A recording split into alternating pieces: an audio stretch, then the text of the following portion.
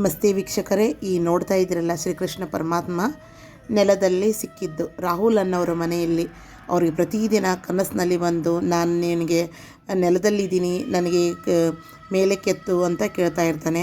But ಅಕಸ್ಮಾತ್ವಾಗಿ ಅವನು ಹೇಳ್ತಾನೆ, ನೀನು ಎಲ್ಲಿದೆಯಾ ಅಂತ ಕೇಳಿದಾಗ ನಾನು ಪಕ್ಕದ ಮನೆಯಲ್ಲಿದ್ದೀನಿ, ಪಕ್ಕದ ಮನೆಯಲ್ಲಿ ನನ್ನ ತೆಗಿಯೋಕ್ಕಾಗಲ್ಲ, ನೀನು ನನ್ನ ಮನೆಗೆ ಬಾ, ನಾನು ನಿನಗೆ ನೆಲದಿಂತ್ರ ಮೇಲೆ ಕೆತ್ತುತ್ತೀನಿ ಅಂತ. ಹಾಗಾದರೆ ಆಯಿತು ಅಂತ 1 ವರ್ಷದ ನಂತರ ಸ್ವಾಮಿ ಪಕ್ಕದ ಮನೆಯಿಂದ ತಮ್ಮ ಮನೆಗೆ ಬರ್ತಾರೆ.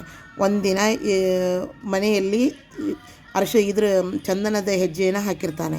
ಆವಾಗ ನೋಡಿ, ನಾನು ನಿನ್ನ ಮನೆಗೆ ಬಂದಿದ್ದೀನಿ, ಇವಾಗ ನೀನು ನನಗೆತ್ತು ಅಂತಂದಾಗ ಸರಿ ಆಯಿತು ಅಂತ ಹೇಳಿ ಏಕಾದಶಿ ದಿನದ ದವಾದಶಿ ಬೆಳಗ್ಗೆ ಈ ಥರ ಮೂರ್ತಿ ಬಂದಿದೆ. ತುಂಬ ಸಂತೋಷವಾಗಿದೆ.